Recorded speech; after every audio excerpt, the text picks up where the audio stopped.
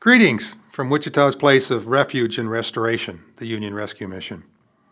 We read in the 13th chapter of John these words of Christ. By this all men will know that you are my disciples, if you have love for one another. Well, we dispensed a great deal of love in February. An average of 125 men per night relied on the mission for shelter, healthy meals, and assistance with their daily needs.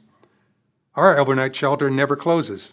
It's open 365 days a year, and often is the only place in Wichita where a man can escape from the elements and be nourished both physically and spiritually. We depend upon a large number of volunteers to operate our programs. Not every volunteer works inside the mission, however. Some have elected to serve from afar.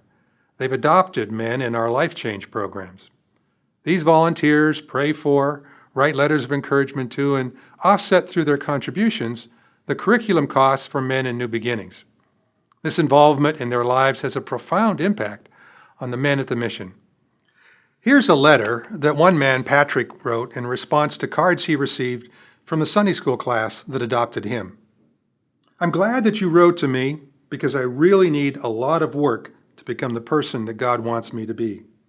I realize that this journey will be a long, hard haul for me, but I know I'll get it done. I could never imagine that something so special could happen to me. Yes, I said special because I have never been so blessed in my entire lifetime as I have been with the support from you and everyone at your church. It's really great to know there are Christians who really care. If you or a group you belong to would like to know more about adopting a class of New Beginnings men, contact Stu Farrell at the mission. He'll give you plenty of information. This letter, that's just a small example of how lives are touched when we extend love to one another. I thank you for your prayers and continuing support. Without you, we could not operate this ministry and demonstrate the love of Christ to our neighbors in need. Bless you all.